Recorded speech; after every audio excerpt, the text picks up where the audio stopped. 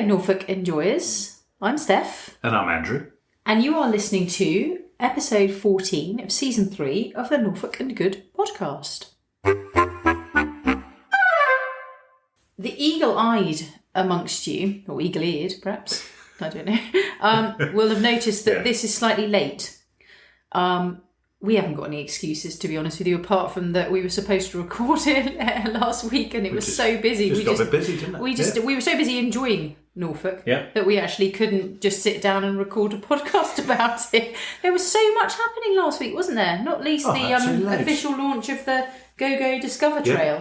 Which was fabulous, wasn't it? And then you were up on the coast for a day, so we weren't together, and it was just wall to wall Norfolkness. Yeah, sending pictures of myself on the beach, wasn't it? It was a windy day. But we are better late than never. We hope you'll agree. This is Norfolk Museums Part 2. This episode. So the episode before the last episode, we talked a little bit about the Norfolk Museums. So we mentioned that there are 10 Norfolk museums that are run by the Norfolk Museum Service. Yes. Yeah. So if you buy a Norfolk Museums pass, which we highly recommend, totally, you get free entry to all 10 of those, and they span the entire length and breadth of the county, really, don't they? From east to west, north and Norwich. Yeah, a great membership kind of thing to have in your wallet, isn't it? Definitely, yeah. We got absolutely loads of use out of it, especially when our kids were younger. Yeah. And you needed to sort of entertain them during the holidays or even before they went to school. You know, you could just pop over to one of the museums and spend a couple of hours in there. There's always something new to see. Go-to places, aren't they? Definitely, yeah. You'll never have a bad time. So we thought we'd return to that because there's 10. It was more than we could include in one episode without it becoming hugely long. So we thought we'd return now. Obviously, we spoke about Norwich Castle, didn't we? Yes. We had a great chat all about Norwich Castle. I absolutely love the place. Yes. And I can't wait to see, obviously, when it's all the refurbishment and the development is done. So many changes taking place there. Yeah, I mean, we talked pretty much exclusively about Norwich Castle in the Norfolk Museums Part 1. And it's just because there is so much. I mean, there's so much to talk about that we're not going to fill you in with all of the history here and that kind of thing. We're just going to really fill you in with sort of our experiences of the museums, because we've visited most of them repeatedly. We'll sort of pass over Norwich Castle quite quickly. But if you haven't been, it's well worth a look. And if you have been, it's well worth a look again. They've got some fantastic exhibitions on there at the moment. They've got a really good art exhibition on, haven't they? Yeah. And some of the parts of the museum are still open while the keep itself is being sort of regenerated. Yeah, and all the natural history bit is well worth it. You've got to go just to see. Is it the lion or the tiger? I can't remember. What, the roars? Yeah. I think they're lions. But also just to support these, like libraries. Yeah. Museums, I think, are sort of a case of use it or lose it. Use them or lose them. So if you don't go and give them your patronage, then they might not be here for the future. And they are really, really important in telling the story of our past. So, fascinating. So Norwich Castle, one of the jewels in the crown of Norfolk Museums, I think. Iconic, and an iconic sort of image of Norwich, really. Featured on the Canaries badge, I think, isn't it? The castle, I think it might be. Yeah. I think it is actually the new one that they've actually literally just been launched. Yeah. So and on lots of things, the Run Norwich medal features the castle sometimes, and you always think of Norwich Castle when you think of Norwich. So definitely worth a look. Yeah. So staying in Norwich, we are lucky because actually we've got several great museums, which is really, really fortunate for a relatively small sort of footprint of a city. We've got the other one, which we've been to quite a few times, formerly known as the Bridewell, because it's on Bridewell Alley, is the Museum of Norwich. Yes, which very good indeed. Which we love, don't we? Yeah. It's really fascinating. Yeah. It's, fully telling the history of the city. The social and kind of sort of economic history of Norwich, but also it used to be... Very well put, Thank you. It used to be a... one thing I've actually noticed, as an aside, is how many of these Norfolk museums were previously jails. Seriously, wait and see how many of them were actually prisons. So Norwich Castle is a prison. Well, we're a naughty bunch. The Museum of Norwich was a prison. Gresson Hall was a workhouse / prison. So the Toll House, which we'll come to later, prison. Yeah. And I'm not sure about the others yet, but to be honest, Prisons. I wouldn't be entirely surprised that most of them were prisons. Anyway, so the Museum of Norwich, so fascinating. It sort of tells the history of Norwich through the shoemaking industry, the mustard industry, the brewing, brewing industry. It's a right little gem in the Norwich lanes, Did you isn't mention it? shoe industry? Yes, I just literally. Did you? mentioned The shoe industry. industry. Yeah. Weren't you listening? Honestly, podcasters these days. Yeah, so it's really fascinating, and it charts right back to up to sort of modern day Norwich to a certain degree. So it's right in the city centre, so you can go to the castle and then go and pop along to the Museum of Norwich as well. Yeah, definitely. Also in Norwich, Strangers Hall. Yes. Strangers Hall. Now this is actually one which I am probably least familiar with in Norwich, of the Norwich Museums. Yeah, me too. I need to get there. We do. I think largely because it's not open as regularly as some of the castle. I do remember going there with my school when I was at school. Okay, so a long time ago. It's one of Norwich's oldest buildings. Well, yeah, you can sort of tell that from the outside, can't you? Dates back to the 1300s. So wow. Okay. Really Sorry, go on. No, I'm just saying. I really need to get there. We're going to have to go there soon, actually. I think and have a look around again. Well, the problem is, though, is that up until quite recently, it was only open on Wednesdays and Sundays, I think, or something. I don't know if it's open full time again now, but so it's a 14th century merchant house, and it's got the rooms and gardens there as well, and you can sort of have the history of it, and it's got like a Georgian dining room, and the rooms are laid out. One of them is Victorian, and it's got a grey hall. So again, it's kind of like a historical commentary of Norwich, and you sort of move through time as you move throughout the house. But previously, pre-COVID, they had events there, and I do know that you could see Father Christmas there, and that was really fabulous from what I've heard. So friends that have gone and taken their children to see Father Christmas at Strangers Hall say it was really, really good experience. So although we can't talk very much about it here, it's opposite sort of St Andrew's car park. So that would be Duke Street. It's near. Yeah, it's just along from coming onto St Benedict Street. Yeah. So again, city centre. So if you're out and about in Norwich, all of these places are really easy to get to, and they're all included in the Norfolk Museum's past. So we should definitely go and have a look at it again. I think. Yeah, we've been meaning to for a while, but. Certainly worth a mention, and I'm sure it's a really good experience, good visit. Yeah. Leaving Norwich, but not too far, sort of on the way or just past Dereham. Is it just it's on that kind of the back road I take from Norwich through Dereham up to Fakenham. It's on that road. Yeah, so it's Gresson Hall, farm and workhouse. Another museum which I remember going to as a kid. Okay. With my gran, because she lived quite nearby. Okay. And nice. It has been utterly transformed, though. Yeah. So when I was a child, I actually remember thinking it was quite a scary place, because it's a former workhouse. It sort of evoked kind of images of like Oliver Twist kind of thing, not really bad. And it didn't seem... But visiting as an adult with our children, it's so fabulous. I can't actually... I can't state how fabulous it is and how worth a visit. They've made so many things in the actual museum itself interactive and interesting. It's got an amazing adventure playground. It's really has. Farm. Yeah. It's an absolutely brilliant visit, definitely. Isn't it? Yeah. A day out of Gresson Hall. We've had some fantastic days out of Gresson Hall, haven't we? Yeah, and you go back to the actual main museum bit. Yeah, and how they have done that when you walk in and you get to choose the route, don't you? They've actually invested in that quite heavily quite recently, haven't they? All interactive. Yeah, so that happened after we had kids. So we'd go and visit there when our kids were really quite young. And even since then, they've made the whole of the experience in the museum really, really interactive with things like, not holograms, but they look like holograms, people talking in the paintings and all this kind of thing, and things you can, like the laundry smells of laundry and stuff, and smoke and all these kind of things. Those things you slide across and you can have a smell of loads of interactive stuff. And they've made it really, really interesting. And again, It's again, it's sort of depiction of our social history in Norfolk with a real kind of emphasis on the rural. Yeah. Which is really, really interesting. There's a cottage and a cottage garden there, which actually I would love to live in. Yeah. It's so beautiful. I love that. Yeah, that cottage is absolutely fabulous.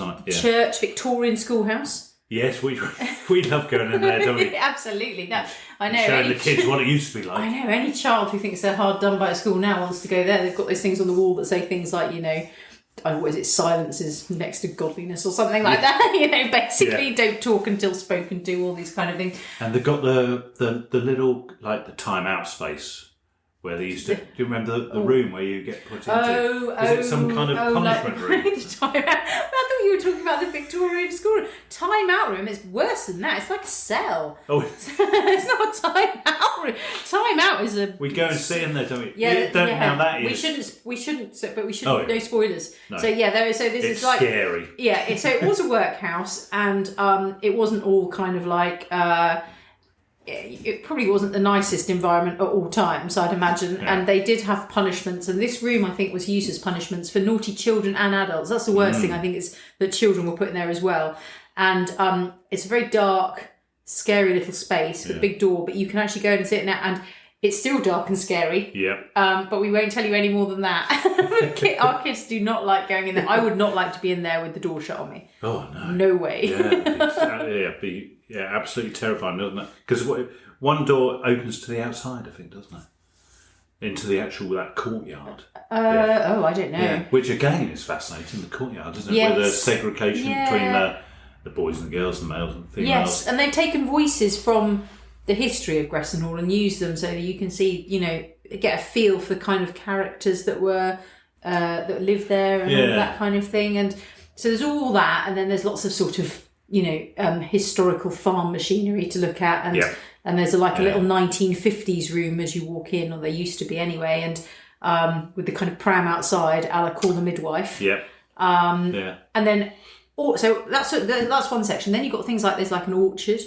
There's an adventure playground, which is really good. Yeah, and the orchard, which is fabulous. Yeah, we've been before before for a visit for a couple of hours and just played in the adventure playground, and then come home basically, and that's been enough. It's just been so great for the kids getting some fresh air and playing. You can just sit down there, can't you, and have a cup of coffee? Yeah, and the kids are just. Yeah, because it's all contained and safe and everything, and they've renovated that relatively recently as well in the last few years. So that's all quite new, and they've got a zip wire and lots of stuff to climb on, and there's a little bit for the kind of under fives as well. And so you can have sort of walk around all of that, and then just across there's like a small road.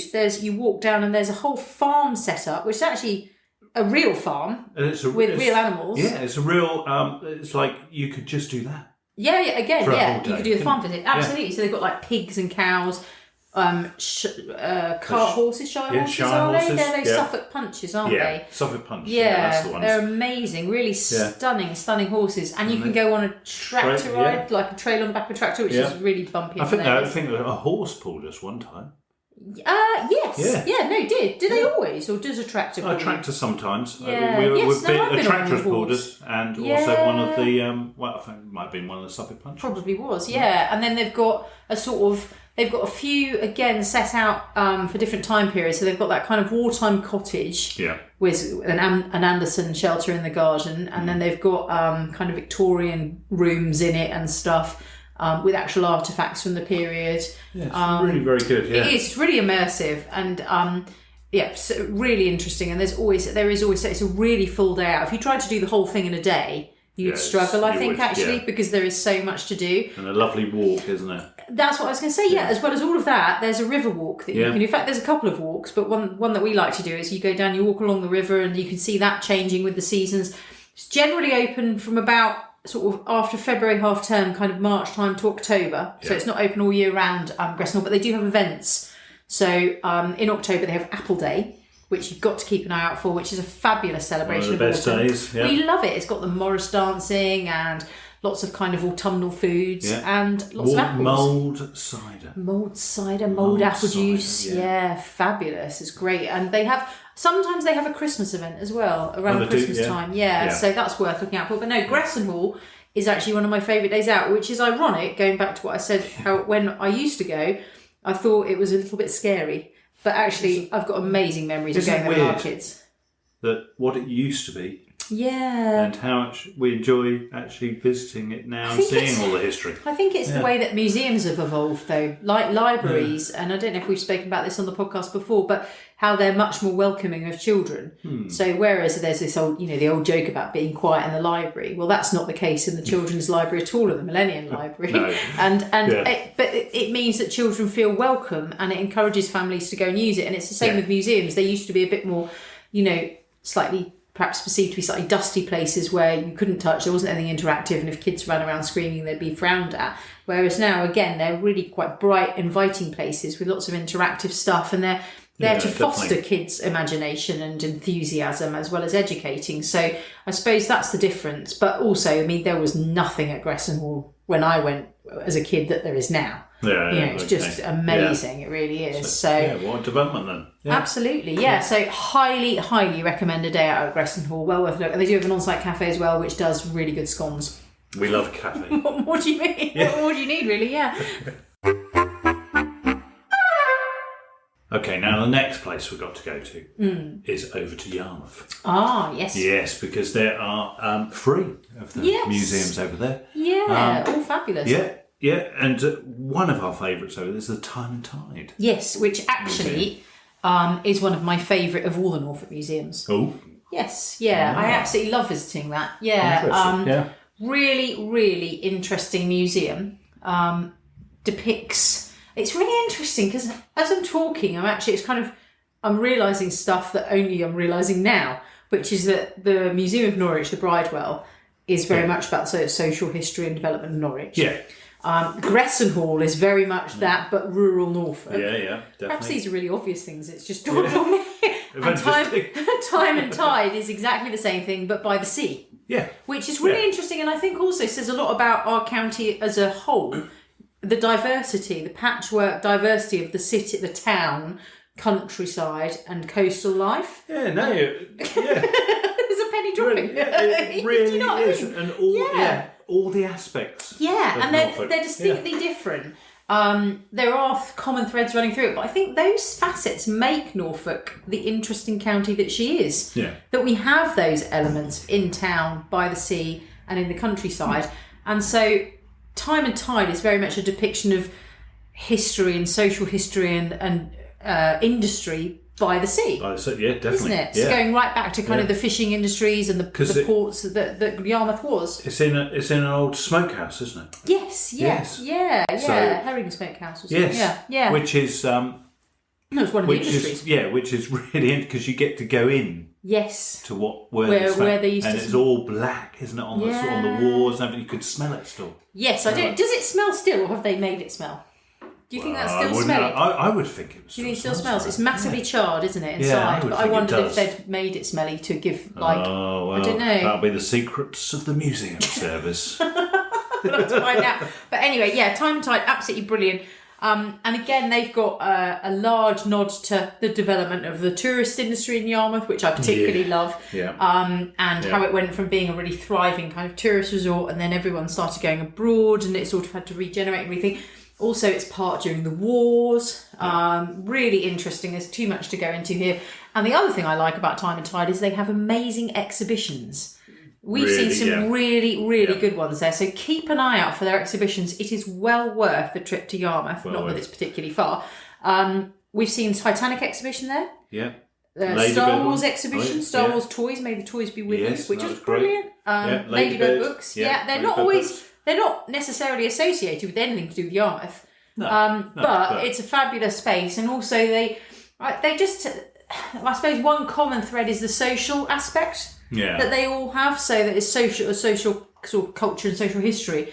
Absolutely amazing. And every time we've been, and they have things like family trails. Yeah. Do you remember when we went to see May the Toys Be With You, and you had to look for a little fisherman Wookiee? Yeah. A Wookiee dressed as a fisherman all through. Around yeah. And then we went again to see the Ladybird books exhibition, and one was still left One in was one of the still- yeah. displays that no one had collected, and we were like, Well, look chuckling. next time to see if it is. Yeah. Yeah, so But- Time and Tide. Yeah, what I like about that is two things about that is first of all the row you can go in there. Yes, Great Yarmouth Road. Yeah, which It's completely basically recreated. Yeah, haven't they? recreated that, and you can see it at an upstairs window as well, can't you? You can look down. That's amazing, actually. Really yeah, good. yeah. Completely recreated. So the rows are these really tiny, narrow streets that Yarmouth had a lot of, and probably still does. And they've completely recreated one with all the little shop fronts inside and little dwellings, and it's just a really superb, like a life-size diorama kind of thing of the road. Yeah, I forgot about that. Yeah, that's really fascinating. Really good. And they have the final one is they have a section of toys, don't they?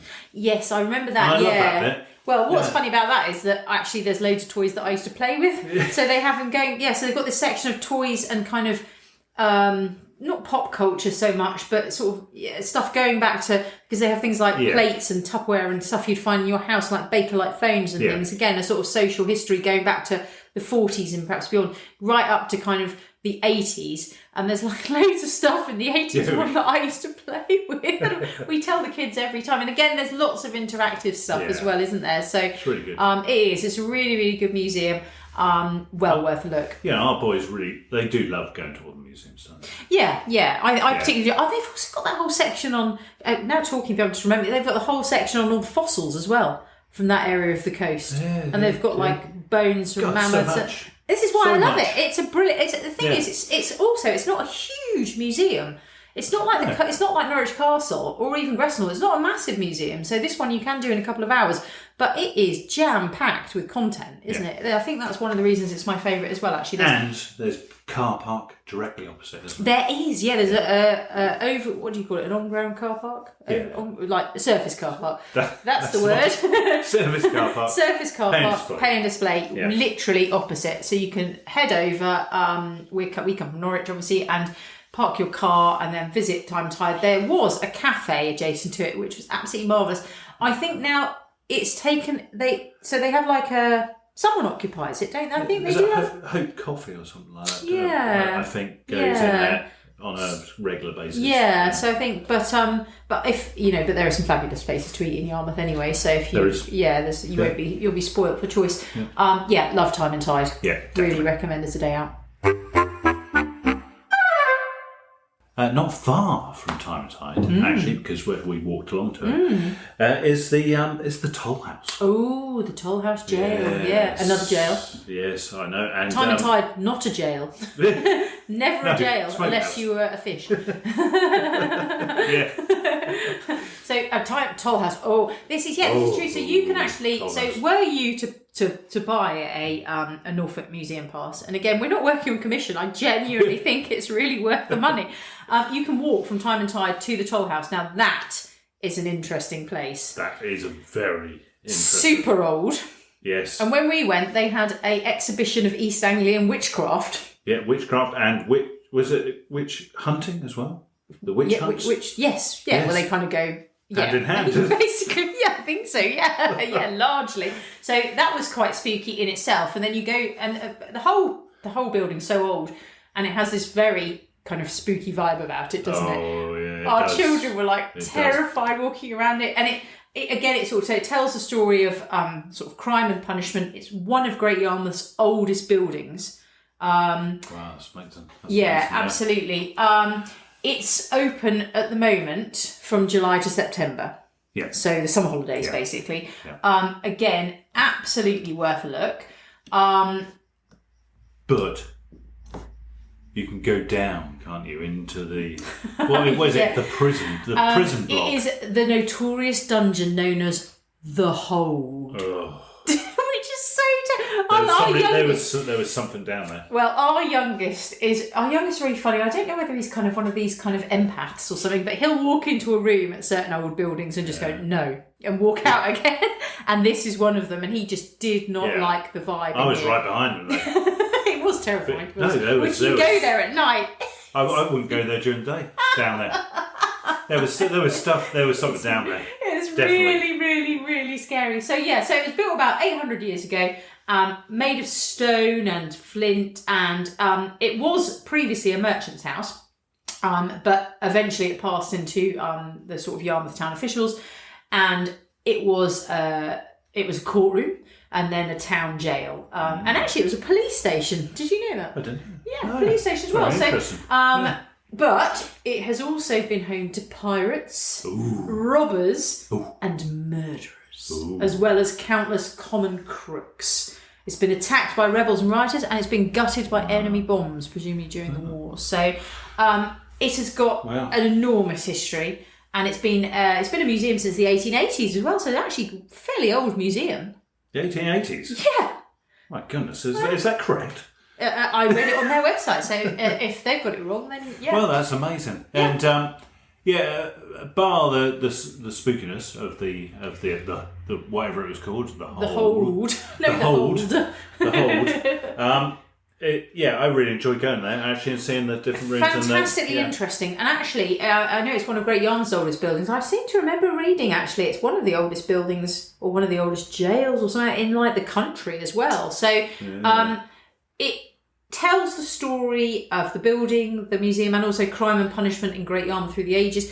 To be honest, you'd expect it to have a spooky vibe, or you'd be a bit disappointed. Yeah. If it was really kind of vanilla and didn't give you the creeps, it wouldn't be doing its job. Yeah. So it's definitely worth a look. I like the Toll House. I think we've only been that once, haven't we? We've been a couple of times, yeah, probably 2 or 3. Yeah. We should revisit it again, but it is a spooky place. It does give me the creeps. And on that basis alone, you should absolutely visit. Yes.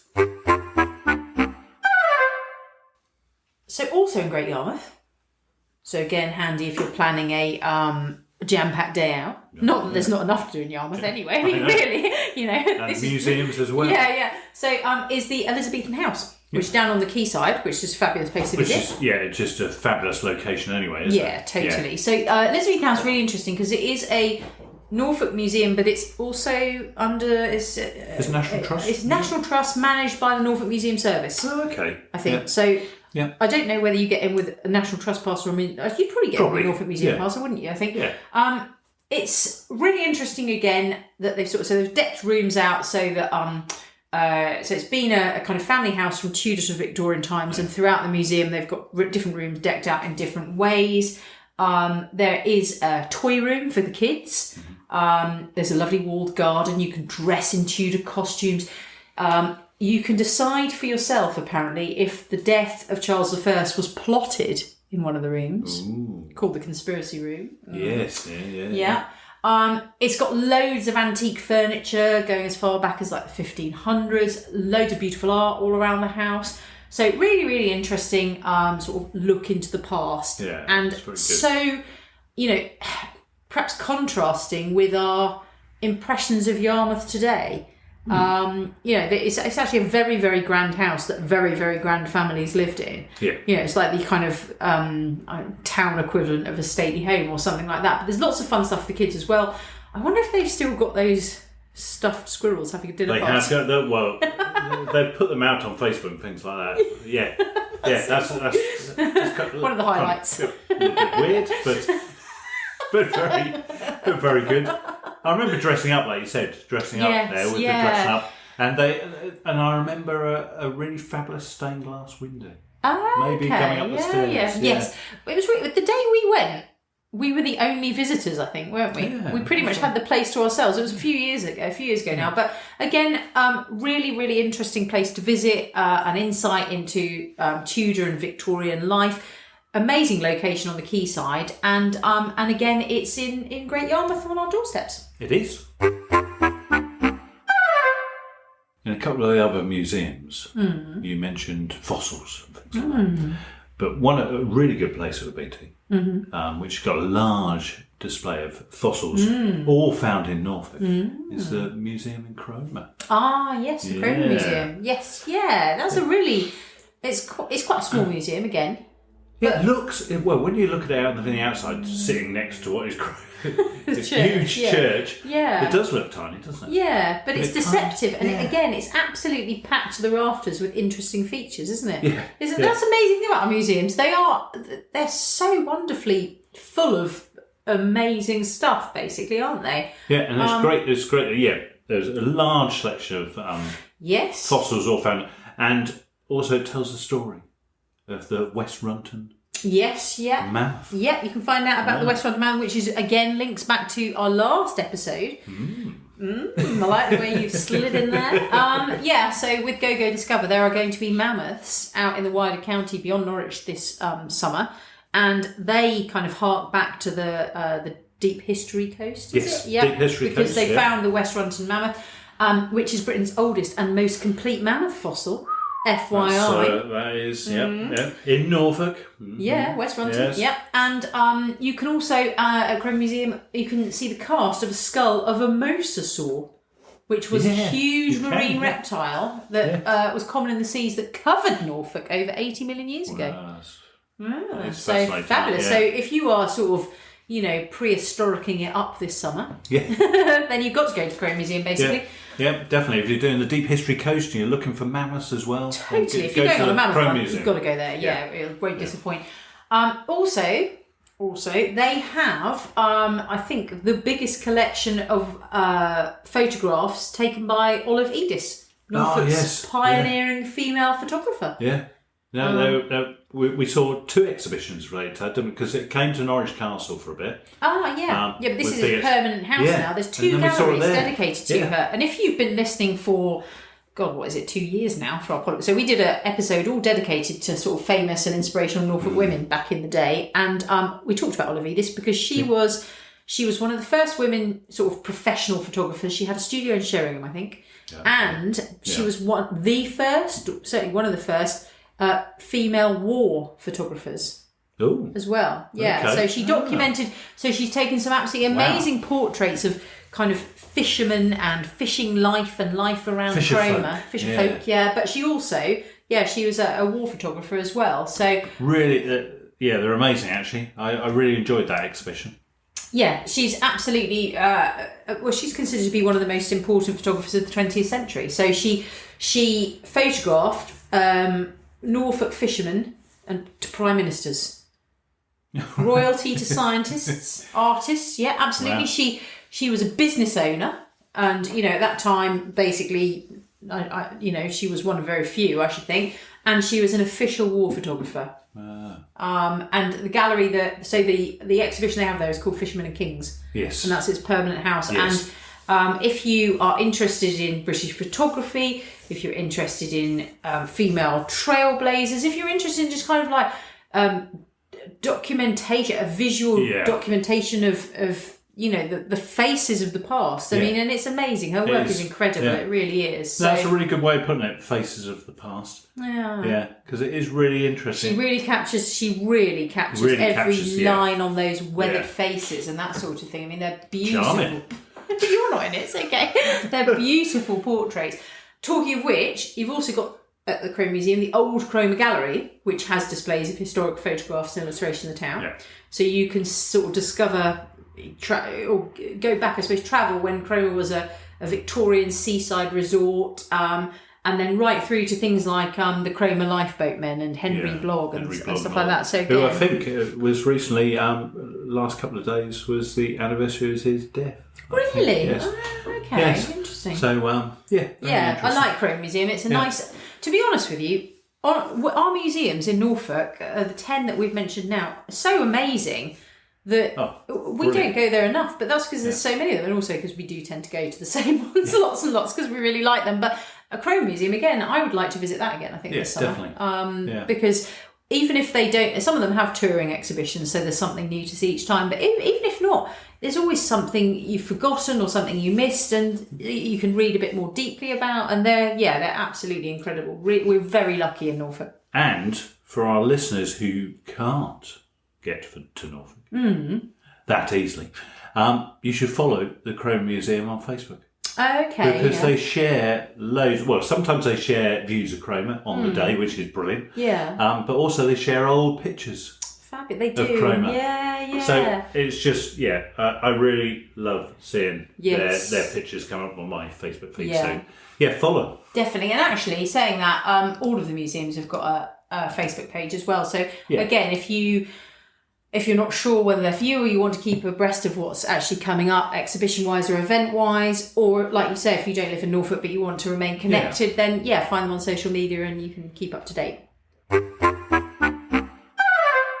Finally, to wrap this up, we will mention the final 2 museums. Yes. And we're only going to kind of really quickly gloss over them, simply because we haven't really explored them that much. No, we haven't. One of them is the... Very sad, but we will do it. Absolutely, we really must. Very We've done the soon. whole set. Yeah. One is the Lynn Museum in Kings Lynn. Have you been to the Lynn Museum? Did you take the boys once? No.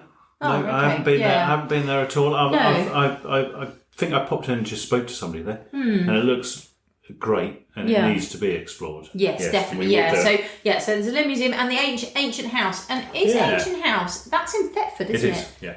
Yeah. So that's it's described as an atmospheric crooked house that tells the story of Thetford and the Breck. So again, why haven't we been? I know. What are we even doing with our time? Seriously. Oh.